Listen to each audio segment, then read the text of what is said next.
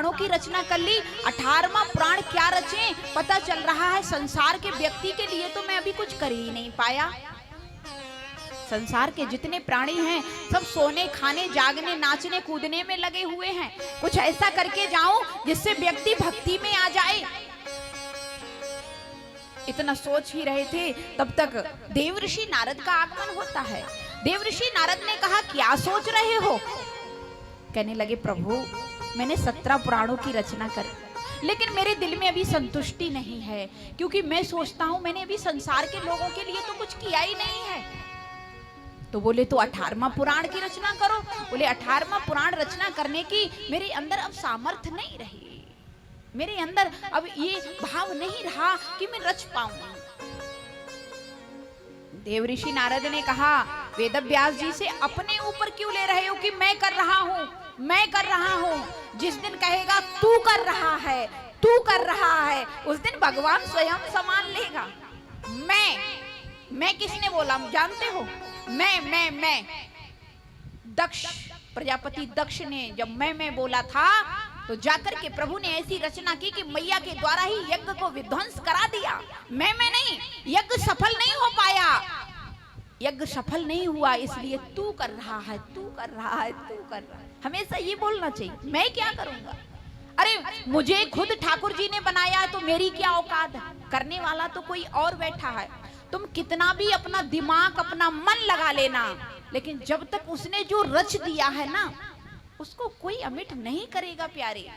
देखो, ब्रह्मा की लेखनी को हो सकता है आप भक्ति करके टाल सकते हो, ब्रह्मा की लेखनी को, पर नारायण की लेखनी को आप टाल नहीं सकते हो, क्योंकि स्वयं ब्रह्मा को किसने बनाया है?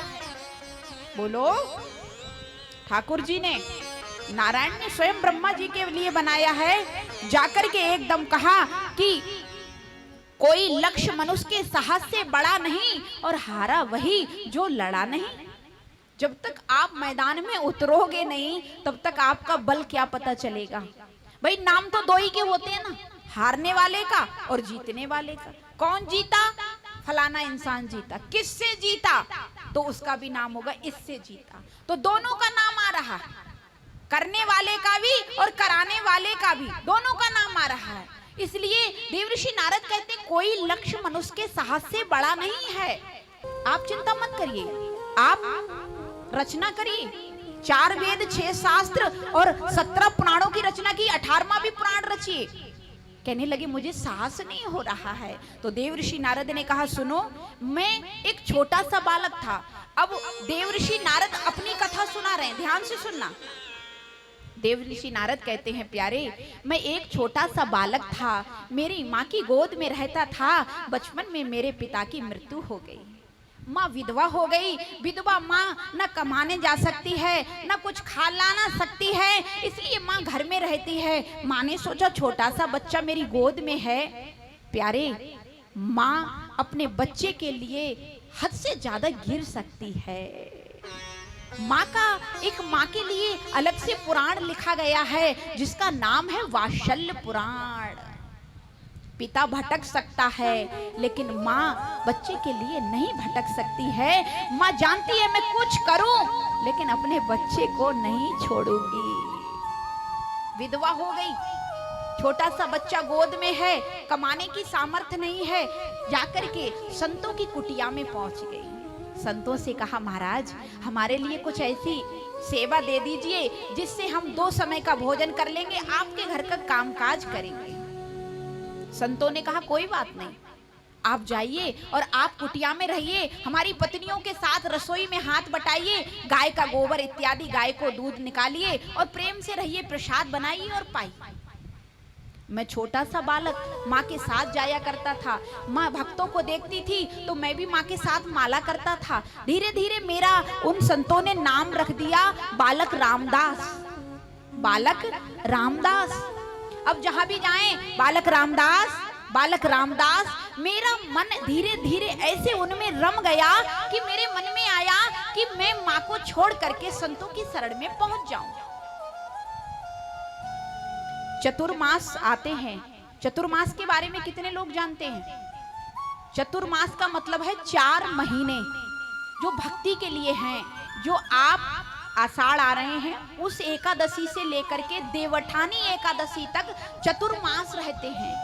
कई मैयाएं हमारे ब्रज में चतुर्मास का व्रत फलहार पे करती हैं, कई एक समय का भोजन लेके करती हैं, कोई दूध लेके कर चतुर्मास।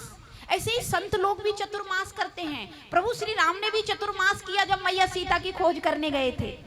चतुर्मास का बहुत बड़ा फल है। अगर चतुर्मास आप नहीं कर सकते हो किसी कारण बस, तो अंतिम महीना है कार्तिक का, उस कार्तिक का जरूर आप व्रत रखिए, चाहे फलार लेके चाहे एक समय। और इतना भी नहीं कर सकते हो तो आप कार्तिक के महीने के अंतिम दिन में 5 दिन आते हैं जिन्हें भीष्म दिन कहते हैं। भीष्म, उन 5 दिन की आप अर्चना कीजिए। आप उन 5 दिन की करोगे तो भी आपको चतुर्मास का ही फल प्राप्त हो जाएगा। 5 दिन का आपको नियम क्या करना है? ब्रह्म मुहूर्त में उठ के स्नान करना है। जो भी आप प्रतिज्ञा लो, एक समय भोजन करने की तो एक समय करो, फलाहार पे तो फलाहार करना है 5 दिन तक। जो पहले दिन करोगे वही आपको करना है। इस तरह से उन्हें कहते हैं भीष्म दिन। तो 5 दिन जैसे भीष्म पितामह ने अर्पण किए थे गोविंद के लिए, वो स्तुति करने पर हमें चतुर्मास का फल भी प्राप्त हो जाता है। लेकिन जैसा आपका शरीर साथ दे आप वैसा कार्य करिए। ये बात देवऋषि नारद कह रहे हैं कि देखो मैं माँ के साथ रहता था, माँ के साथ जाता था, माँ गाय धोने जाती थी, गोबर डालने जाती थी, भोजन बनाती थी, मैं माँ के साथ साथ चलता था, माला करता रहता था, क्योंकि मेरा नाम बालक रामदास रख दिया और मुझे एक मंत्र दे दिया। धीरे धीरे समय व्यतीत हुआ, चतुर्मास पूरे हुए और चतुर्मास पूरे होने के बाद सभी संत जाने लगे, कहने लगे कल हम चले जाएंगे। जब ये बात मैंने मन में सुनी तो मेरे मन में रोना आने लगा और मैं बहुत रोने लगा। मैंने संतों से कहा सुनो प्रभु हमें भी साथ ले चलना। बोले क्यों? बोले अब हम भजन के बिना रह नहीं सकते हैं। तो संत जी ने कहा ठीक है भजन करो, सुबह होगा तो देखा जाएगा। अब मैं तो हंसने लगा, गाने लगा और माँ से आके कहा, माँ रोने लगी। माँ मन में सोचने लगी पति तो पहले ही मर गए, एक बेटे की आस में जी रही हूँ, बेटा भी छोड़ के चला जाएगा तो किसकी आस में जीऊंगी। इसलिए माँ रोती रोती रात की मध्य रात्रि के समय संतों की चरण पकड़ लिए और रोने लगी। बाबा कहने लगे मैया काहे रो रही हो? बाबा मेरे लाला को लेके मत जाना, मेरे लाला को यहीं छोड़ जाना, कम से कम मैं लाला के साथ रह के अपने जीवन को व्यतीत कर लूंगी। अब मैं रो रहा हूँ कि मुझे छोड़ के मत जाना और माँ कहती है मेरे लाला को लेके मत जाना। अब संतों को क्या करना चाहिए? प्यारे संतों का काम है साधना को साधना, सदमार्ग दिखाना। अब दोनों का मन रखना है तो एकदम माँ की करुणा को देख करके बालक रामदास से कहा बेटा रामदास तुमको जाना नहीं है। बोले क्यों? बोले तुमको यहीं रहना है, यहीं रहना है। आपने तो शाम कह दिया चलेंगे, ले चलेंगे, अब मना क्यों कर रहे हो? बोले तुम्हारी माँ कहती है मेरा बेटा जाना नहीं चाहिए, तुम्हारी माँ मर जाएगी और जब तुम्हारी माँ मर जाए, बुढ़ापा हो जाए तो तुम चले आना और आकर के भक्ति करना। अब देव ऋषि नारद कहते हैं मैं बालक रामदास उदास तो हो गया कि संत सुबह चले जाएंगे, अब मुझे लेके नहीं जाएंगे। मैं रो रहा हूँ, कोई बात नहीं बेटा, मंत्र दे दिया है, बैठ के भजन करो, माँ की सेवा करो। अब मैं माँ की सेवा कर रहा हूँ, भजन कर रहा हूँ, संत सुबह चले गए। माँ हंस रही है, मेरा बेटा रुक गया। थोड़ा समय व्यतीत हुआ, एक दिन मेरे मन में गिलानी आई कि मेरी माँ मर जाए, मेरी माँ मर जाए। कोई संतान नहीं चाहेगी मेरी माँ मर जाए, लेकिन बालक रामदास ये बात क्यों बोल रहा है कि मेरी माँ मर जाए?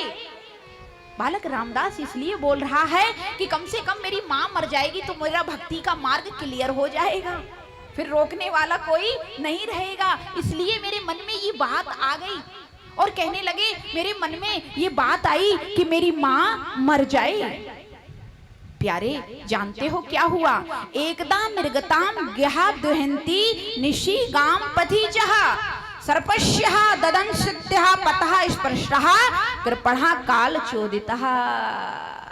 काल मानी समय ने आकर के सर्प के रूप में मेरी माँ को डस लिया। और मेरी माँ को कहाँ डसा? मेरी माँ गाय दूहने के लिए गई थी और घास में एक सर्प काल बैठा था, मेरी माँ को खा गया। और माँ को जब खा गया तो माँ ने देखा कि एकदम किसी ने आके दौड़ के कही, अरे बालक रामदास, तेरी माँ मर गई। अरे मैंने सुना तो मेरी आंखों से आंसू निकले, लेकिन एक आंख से गर्म आंसू निकला और एक आंख से शीतल आंसू निकला। गर्म आंसू क्यों निकला? गर्म आंसू इसलिए निकला कि मेरी माँ मर गई, आज मैं अनाथ हो गया, पिता भी नहीं रहा, माँ भी नहीं रही, अब कोई नहीं रहा, मैं अनाथ हो गया, इसलिए मेरी आंख से गर्म आंसू निकला, लेकिन एक आंख से शीतल आंसू निकला। अच्छा रहा माँ मर गई, अब कम से कम भक्ति का मार्ग तो हमारा क्लियर हो गया ना। लेकिन फिर भी मुझको रोना पड़ेगा। क्यों? संसार को दिखाने के लिए।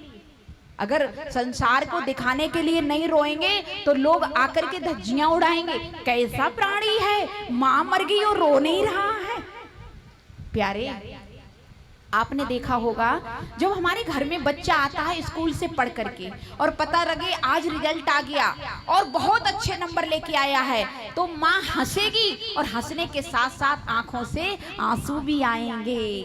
वो आंसू आ रहे हैं लेकिन वो आंसू गर्म नहीं है, वो आंसू खुशी के हैं, शीतल हैं। इसलिए कहा कि मुझे शीतल आंसुओं के द्वारा जनता को दिखाने के लिए रोना पड़ा और मैंने अपने माँ का क्रियाक्रम करके और दाह संस्कार इत्यादि से निवृत्त होकर के माला उठाई और चल दिया कि अब मैं फ्री हो गया, अब जाकर के भगवान का भजन अच्छे से करूं। इतने में क्या हुआ कि जैसे ही मैं भजन करने के लिए बैठा एक वृक्ष के नीचे और मैंने ध्यान लगाया तो मेरे मन में एक गोविंद की मूर्ति झलकती हुई चतुर्भुज रूप में प्रकट हो गई। जैसे ही मैंने मूर्ति का ध्यान किया, याद किया, अरे ये तो प्रभु हैं, वैसे ही एकदम छटाक से निकल गई। और निकलने के बाद मुझसे कहा कि बेटा अभी तुम्हारा समय नहीं हुआ है, भक्ति में आने के लिए अभी समय नहीं हुआ है, अभी तुमको और तपस्या करना पड़ेगी, तब जाकर मेरी भक्ति तुम्हें प्राप्त होगी। इतनी बात जब कही तो तब तक क्या हुआ, प्रलय हो गया। मैं भक्ति करता रहा, जब जल प्रलय हो गया, सारी सृष्टि का संहार हो गया, दोबारा से जाकर के सृष्टि का निर्माण हुआ और नारायण ने सृष्टि का निर्माण किया, ब्रह्मा को बनाया, ब्रह्मा ने जाकर के देव ऋषि नारद को प्रकट किया, देव ऋषि नारद को बनाया और आज देव दत्त मिमाम वीणाम स्वर ब्रह्मा विभूषिता। आज मुझे ब्रह्मा जी ने ये वीणा प्रदान कर दी और इस वीणा पर मुझे एक स्वर दे दिया जो हरि का गुणगान करता है, नारायण नारायण। प्यारे, इस प्रकार से हमारे जीवन में भी अगर कोई संत आ जाए तो हमारे जीवन में कल्याण हो जाता है।